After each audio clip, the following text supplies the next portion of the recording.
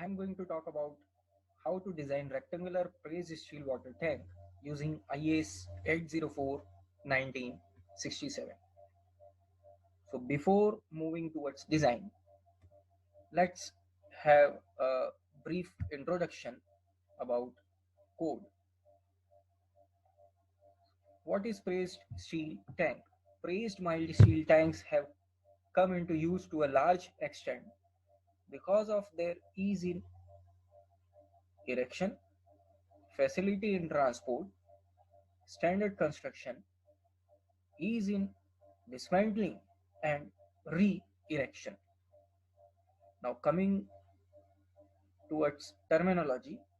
So if you want to store cold water or liquid into the tank, then the temperature should not exceed 40 degree centigrade. This condition is for cold water. And for hot water or liquid, the range of temperature should be in between 40 degrees centigrade to 100 degree centigrade. In any case, the temperature should not exceed 100 degrees centigrade. Now, general recommendations. Pressed steel tanks are not recommended for depths greater than 5 meters. तो ये बहुत important एक recommendation है that we have to remember. What? That the maximum height of pressed steel tank will be 5 meters. ये एक diagram है pressed steel tank का. You can see the plates.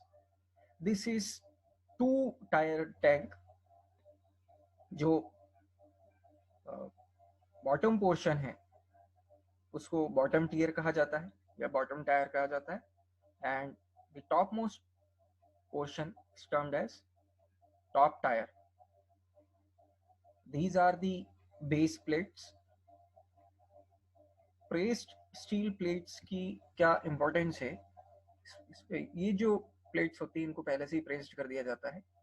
So due to pressed the inner portion will be having concavity. और जो ये concavity होती है ये एक तरह के arch action का काम करती है. So the upcoming horizontal pressure due to water will be easily resisted by these pressed steel plates.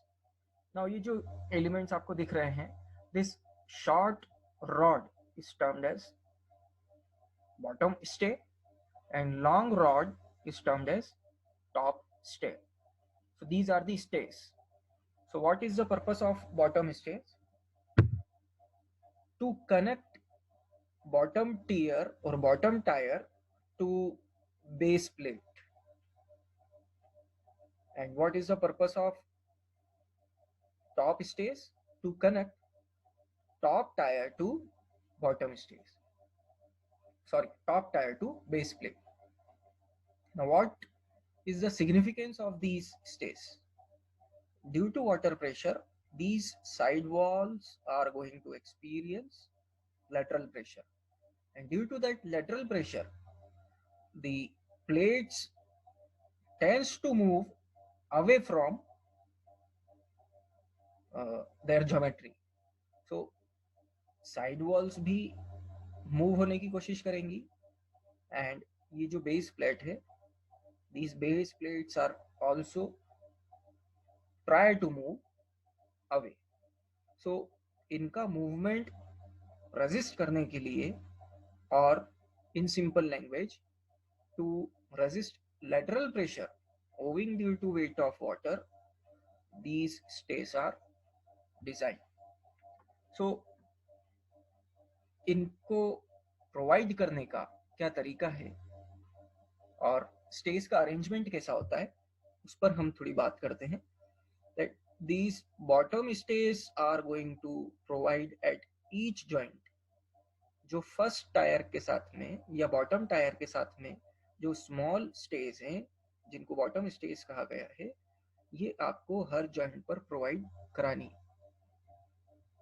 क्यों? क्योंकि बॉटम टायर पर सबसे ज्यादा लेटरल फोर्स आएगा। उस लेटरल फोर्स को रेसिस्ट करने के लिए आपको हर जॉइंट पर बॉटम स्टेज प्रोवाइड करानी है एंड टॉप स्टेज आपको हर अल्टरनेट जॉइंट पर प्रोवाइड कराना है। So top stage are going to provide at each alternate joint, whether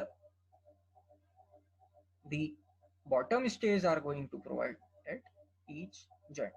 ये जो आप देख रहे हैं stays, these are the diagonal stays. So moving towards dimensions, the nominal size of unit plates shall be 1.25 meter square. So ये diagram आप देखिए, इसमें जो अलग अलग प्लेट्स आपको दिख रही हैं, इनका साइज है 1.25 metre by 1.25 metre. Length is 1.25 meter and width is also 1.25 meter. So आपको रेगुलर साइज की प्लेट्स ही अवेलेबल हैं और उन रेगुलर साइज की प्लेट्स को आपको ध्यान में रख के ही टैंक का डायमेंशनिंग करना है. So the size of tanks shall be specified as multiples of the nominal dimensions of 1.25 metre. जैसा मैंने आपको भी बताया कि अगर आपको डायमेंशनिंग करनी है तो आपको 1.25 बाय 1.25 के मल्टीपल्स में ही डायमेंशनिंग करनी है. We are not able to cut the plates, so आपको डायमेंशनिंग स्टैंडर्ड साइज के मल्टीपल में ही करनी है. Praised mild steel tanks shall be either 1.25 meters, 2.5 meter, 3.75 meter or 5 meter D. ये तो मैं आपको पहले ही बता चुका हूँ that the maximum height will be 5 meters. यहाँ पर आपके पास में 2 टायर्स हैं, इसका मतलब ये है कि इस टैंक की जो हाइट है वो 2.5 मीटर्स है. ये जो हाइट है मैक्सिमम 4-5 मीटर्स तक जा सकती है. Means you can use up to 4 plates. जैसे यहाँ 2 हैं, इसके ऊपर 2 प्लेट्स और आ सकती हैं, उसके बाद में आप हाइट इसकी नहीं बढ़ा सकते. The minimum nominal thickness of plates used for different depths of tanks used for storage of cold liquids with specific gravity not exceeding 1 shall be as given in table number 5. Now if you want to provide thickness to the plates, then you have to refer table number 5. इसमें क्या बात कही हुई कि अगर आप कोई cold liquid store करना चाहते हैं वाटर टैंक में जिसकी स्पेसिफिक ग्रेविटी या तो 1 है या तो 1 से कम है, मीन्स वाटर या वाटर से और लाइट वेट के जो लिक्विड्स हैं अगर उनको आप स्टोर करना चाहते हैं तो उसमें प्रेस्ड स्टील प्लेट्स की थिकनेस प्रोवाइड करने के लिए आपको टेबल नंबर 5 रिफर करना पड़ेगा. And for hot liquids with specific gravity not exceeding 1, the thickness of plates for different depths of tanks shall conform to the laid down in table number 5. तो उसके लिए भी आपको टेबल नंबर 5 चूज करना है. But except that no plate of the tank shall be less than 6 mm thick. So minimum thickness for plates in this case should not be less than 6 mm. This is table number 5. Minimum nominal thickness of plates are given. If depth of tank is 1.25 meters, then bottom and sides cubic tank only should have thickness of plates as 3.15 mm. And if depth of tank is 2.50 meter, जैसा आपने अभी diagram में देखा, उसके लिए bottom and first tier of sides should have thickness 6 mm and top tire of side should have 5 mm. Subsequently दूसरी अलग depth के लिए भी आपको थिकनेस इसमें से मिल जाएंगी and maximum depth of tank will be 5 meters. Now coming to design problem. So design an elevated rectangular pressed steel tank having capacity of 120 kiloliters. The tank is open on the top The height of staging is 12 meter up to the top of column. So what are the given data? Capacity is given as 120 kiloliter and height of staging is given as 12 meters. So second step will be fixation of dimension of tanks for given capacity. Capacity, as I said, the capacity is 120 kiloliter, therefore volume of tank will be 120 meter cube by assuming that the density of water is 1000 liters per meter cube. Let the overall height of tank is 2 into 1.25, that is 2.5 meters. I have used here two plates with respect to height. आप चाहें तो 3 plates भी use कर सकते हैं, but यहाँ पर capacity कोई बहुत ज्यादा नहीं है, therefore I have used 2 plates. But in any case, you cannot use more than 4 plates. Provide a freeboard of 0.15 meters. Therefore, effective height or depth available will be 3.25 meters. The base area of tank equal to capacity upon depth, and the value is equal to 51.0638 meter square. So I have provided here square tank sides. Therefore, the sides are having dimension equal to 7.145 meters. आप अगर यहाँ चाहें then you can provide rectangular sides also. So provide 7.5 by 7.5 by 2.5 meter size of tank. ये हमारे पास में regular size की plates ही available है, सिर्फ इसीलिए आपको ये साइज यहाँ देना पड़ा है ताकि आपके पास में जो अवेलेबल प्लेट्स हैं उसके अकॉर्डिंग आप डायमेंशनिंग कर सकें.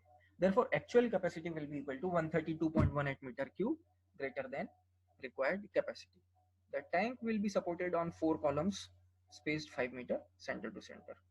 Thickness of plates from IS 804/1979, table number 5 page number 11. For depth 2.5 meters, मैं आपको पहले ही बता चुका हूँ that if the depth of tank is 2.5 meter for this case, thickness of plate for bottom tire will be 6 mm, thickness of plate for top tire will be 5 mm and bottom plates are of 6 mm thickness. So आपको ये thickness provide करनी पड़ेगी. अब एक बार जब dimensioning हो जाती है तो उसके बाद में टैंक का एनालिसिस करना पड़ता है एंड उसमें जो आने वाले फोर्सेस हैं उनको रेजिस्ट करने के लिए कौन कौन से एलिमेंट्स हैं, we are going to design that elements. So design of stage, मैं आपको पर्पस भी बता चुका हूँ स्टेज का एंड उसका अरेंजमेंट भी बता चुका हूँ. So provision of stage are to counteract the force exerted due to water. So main design of stage is that joining top tire and bottom tire with bottom plates. मैंने आपको बता दिया है पहले कि जो टॉप टायर को bottom plate से ज्वाइन करते हैं उन्हें टॉप स्टेज कहा जाता है एंड जो बॉटम टायर को बॉटम प्लेट से ज्वाइन करते हैं उनको बॉटम स्टेज कहा जाता है. यहाँ पर एक आपको फ्रंट एलिवेशन देखने को मिलेगा that I have used 6 plates for with respect to length and 6 plates with respect to width and height of tank is 2.5 meters. यहाँ पर जो प्लेट्स हैं मैंने यहाँ पर प्लेट्स आपको बताई हुई हैं and F2 and F1 are representing forces developed in stage. F2 is forces, F2 is force developed in bottom stage and F1 is force developed in top stage. तो आपको मैंने पहले से ही बता दिया है कि बॉटम स्टे तो आपको हर जॉइंट पर प्रोवाइड करना पड़ेगा एंड टॉप स्टे आपको ईच अल्टरनेट जॉइंट पर प्रोवाइड करना पड़ेगा. The load of tank will be supported by these longitudinal beams. आप देख सकते हैं longitudinal beams हमें प्रोवाइड कराने हैं and ultimately the load of longitudinal beams plus water tank will be supported by cross beams और फिर बाद में जो पूरा सुपर स्ट्रक्चर रहेगा उसका लोड 4 कॉलम्स पर आने वाला है. सो यहाँ पर 12 मीटर के कॉलम्स भी आपको दिख रहे हैं. The centre to centre distance between columns are 4 metres और जैसे यहाँ फ्रंट व्यू में आपको 2 कॉलम्स दिख रहे हैं वैसे इसके पीछे भी 2 कॉलम्स आपको मिलेंगे. And to resist lateral load due to earth we have to design bracings also. So arrangement of stage as per figure number 5. Figure number 1 given on page number 5. सो अब आपको फोर्सेस निकालने हैं अगर स्टेज पर, तो सबसे पहले आपके पास में प्रेशर डिस्ट्रीब्यूशन डायग्राम होना चाहिए. So here figure shows the pressure distribution diagram. The total depth of tank is 2.5 metres. और ए पर तो प्रेशर 0 रहना है, बी पर आपको निकालना पड़ेगा जो टॉप प्लेट का जॉइंट है, एंड उसके बाद में जो बॉटम प्लेट है, जो बॉटम टायर है, उस पर भी सी पॉइंट पर भी आपको प्रेशर निकालना पड़ेगा. एंड प्रेशर निकालने के बाद में आप हाइड्रोस्टेटिक प्रेशर भी निकाल लेंगे. फोर्स निकालने के बाद में आप हाइड्रोस्टेटिक प्रेशर भी निकाल लेंगे. So above figure shows the pressure distribution diagram on each unit of plate of 1.25 meter height. Assume water level up to the top of tank.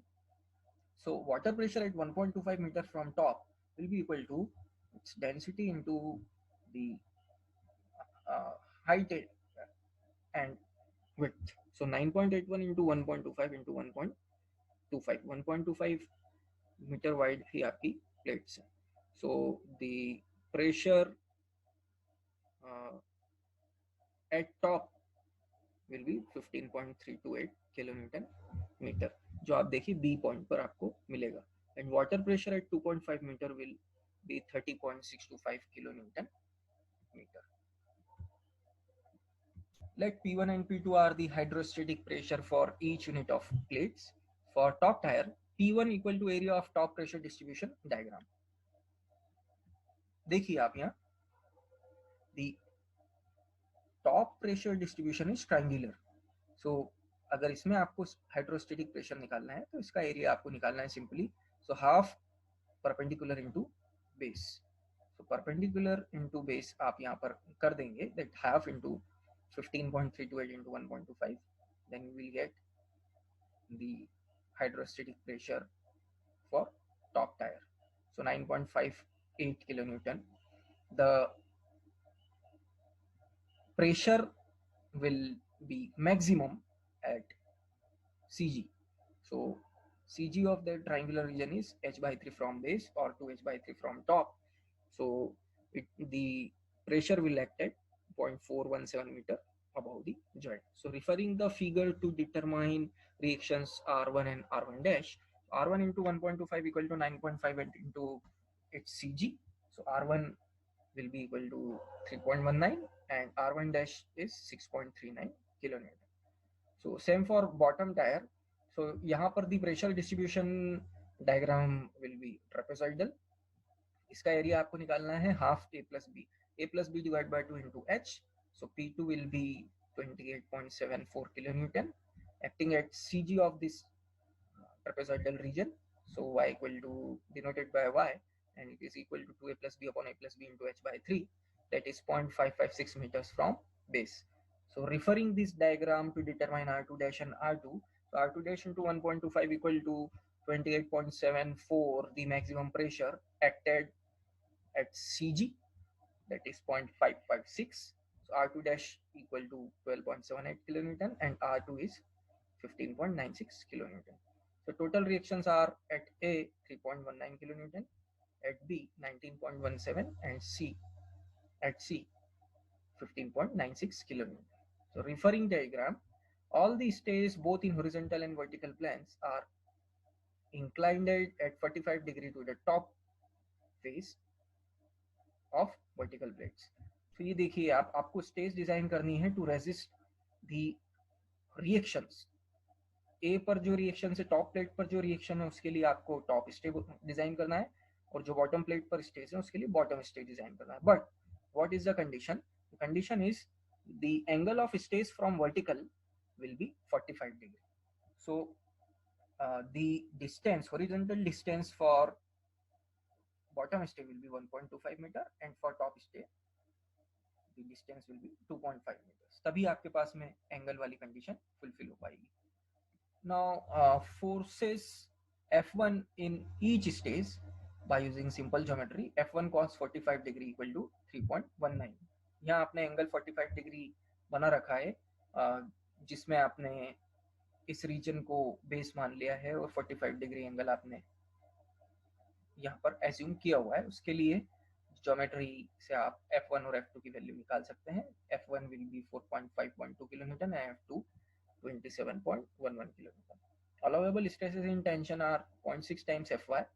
So this value is equal to 150 megapascal.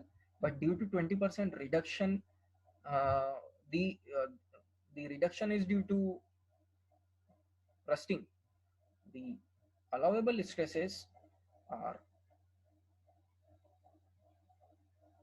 reduced by 20%, that is 120 megapascal. जो पहले 150 megapascal था वो 120 megapascal पर आ गया. Now net area of top stairs using stresses equal to force upon area. आपके पास में F1 की वैल्यू है, उस F1 को रेजिस्ट करने के लिए आपको A1 निकालना है और आपके पास में परमिसिबल स्ट्रेसेस भी हैं. So A1 is equal to 37.63 mm square. Similarly, F2 will be equal to 225.92 mm square. So provide 30 mm wide into 6 mm thick steel plates for top stair, जिसका एरिया आ जाएगा 180 mm square, and 60 mm by 6 mm thick plates for bottom stair, इसका area आ जाएगा 360 metre square. तो इस तरह से आपको stage design करना है. Now after designing of stage, we are going to design longitudinal beams. The tank is directly supported on 7 longitudinal beams, L1 to L7 L7. These longitudinal beams are then supported on 2 cross beams, C1 C1 and C2 C2, which are ultimately supported on 4 columns situated at 5 meter center to center. So we have to design longitudinal beams to resist weight of water in the tank, weight of tank, and vertical component of forces in stays. So the stays connecting bottom plates and vertical side plates are inclined at 45 degree. मैं आपको पहले से बता चुका हूँ. The vertical components of tank in stay X upward at the bottom of the plate and downward at the side. ये क्या चीज है, मैं आपको ये डायग्राम से समझाता हूँ. तो यहाँ आप डायग्राम देख सकते हैं, टॉप व्यू आपको शो हो रहा है. ये बेस प्लेट्स हैं. कितनी बेस प्लेट्स हैं? Number of base plates 1 2 3 4 5 6 in next direction. तो 36 total number of plates है, each of size 1.25 meter by 1.25 meter and thickness of base plates are 6 mm. ये आप पहले से ही निकाल चुके हो. Now प्लेट्स पर आपको स्टेज का अरेंजमेंट कैसे करना है, ये देखिए. यहाँ पर आपके पास में साइड प्लेट्स रहेंगी जो हाइट के डायरेक्शन में रहेंगी, जिससे आपको टैंक की हाइट मिलेगी.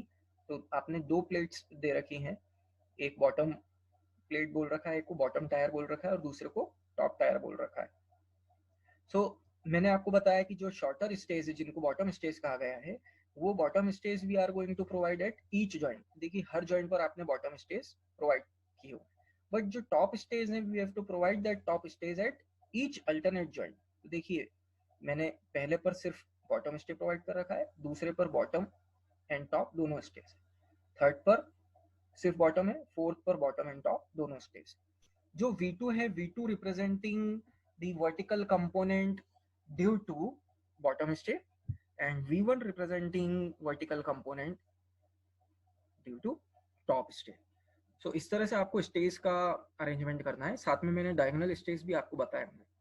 नाउ यहाँ आपको लॉन्गिट्यूडिनल बीम्स भी प्रोवाइड करना पड़ेंगे. So L1 L2 L3 L4 L5 L6 are longitudinal beams and C1 C2 are cross beams. और यहाँ पर आपको 4 कॉलम्स भी दिख रहे हैं. कॉलम्स हमने कॉर्नर्स पर प्रोवाइड नहीं करना है कभी भी. अगर आपने कॉलम्स को कॉर्नर में प्रोवाइड कर दिया तो due to water pressure the maximum bending moment will occur at centre, जो कि डिजाइनिंग के पर्पज से सही नहीं है. तो आप क्या करेंगे, बैलेंस करेंगे मूवमेंट्स को. कैसे?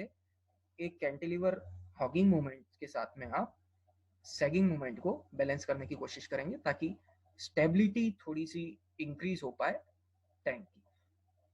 नाउ आपको सभी बीम्स डिजाइन करने की जरूरत नहीं है. आप L1 डिजाइन कीजिए तो L7 अल्टीमेटली डिजाइन हो जाएगा. वैसे ही L2 डिजाइन करेंगे तो L6, L2 and L6, L3 and L4 and finally L3 and L5 and finally L4.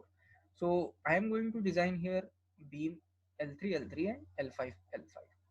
So यहाँ पर आप देखिए, जो यहाँ मैंने कुछ लाइंस लिखी हैं. The vertical components of tank in stay act upward at the bottom of the plate and downward at the side.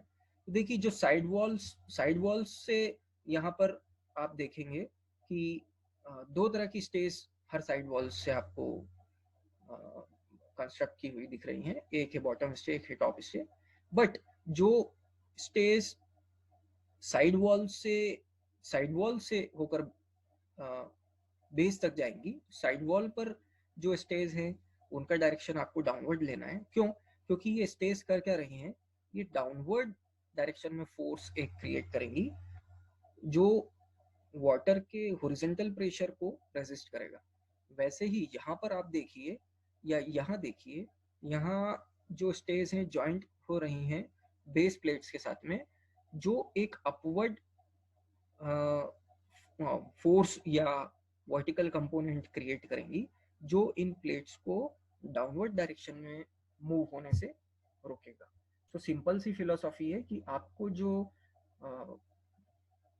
Side plates है वहां अगर आप वर्टिकल कंपोनेंट्स काउंट कर रहे हैं स्टेज के, तो आपको उनका डायरेक्शन डाउनवर्ड रखना है। And for base plates you have to keep the direction of components as upward. So load calculation, weight of water including freeboard 9.81 into 2.5 meter depth, so it is 24.529. Weight of bottom plates, for 6 mm plates the weight will be 0.471 kilonewton per meter square. Here is the total weight.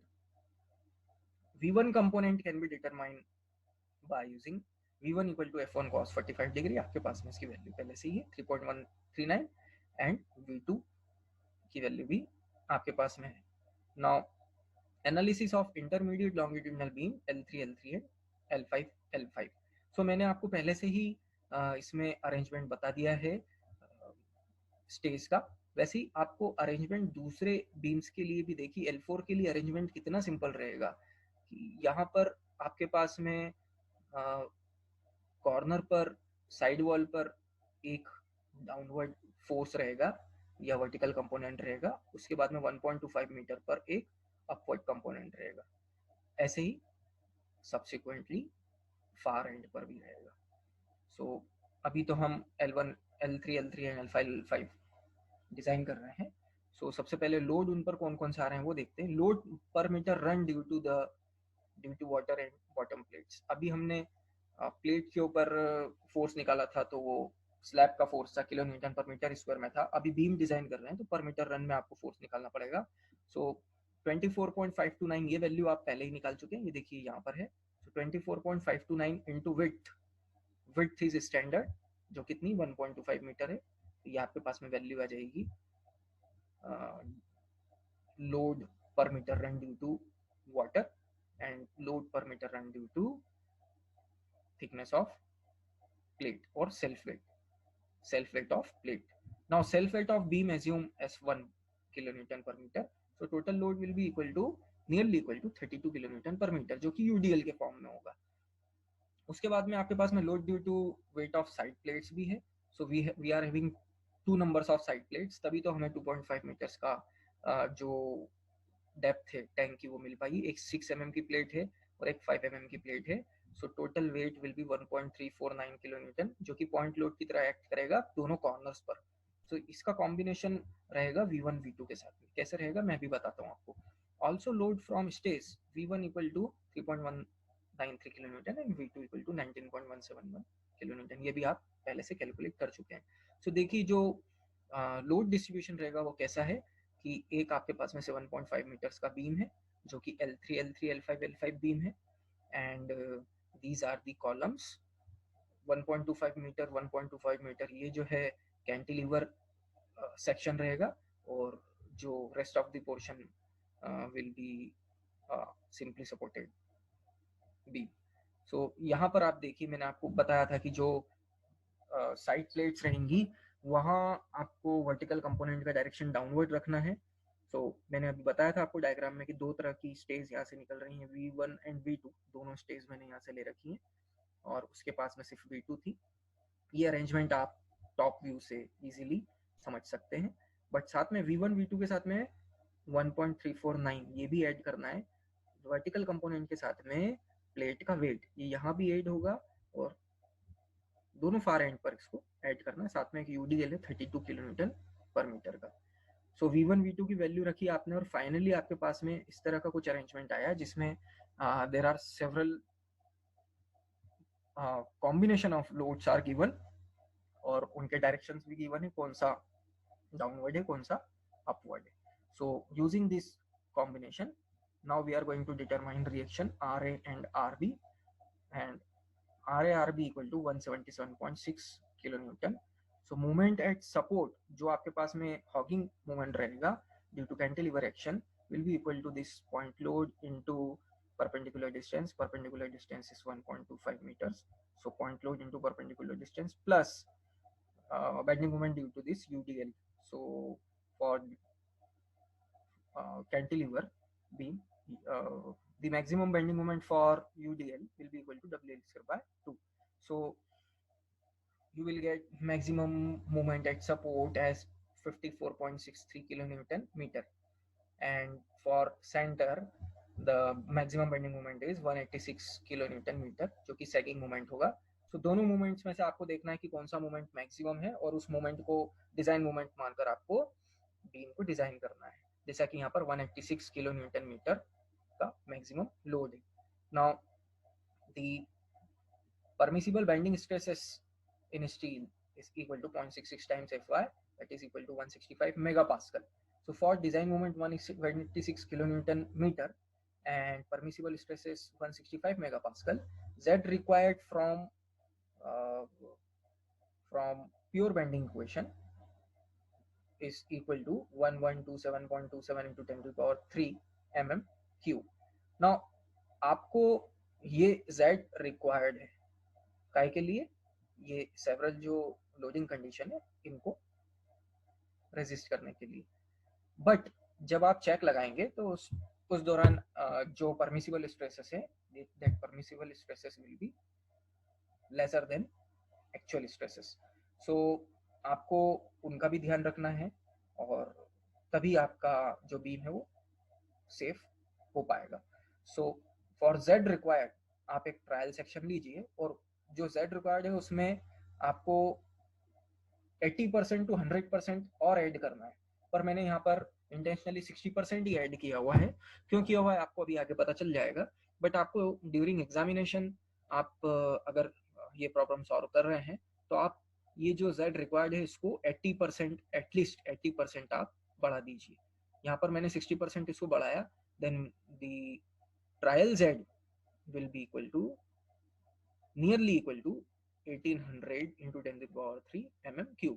अब for this trial Z we have provided ISMB 500 with 86.9 kilogram पर metre wait.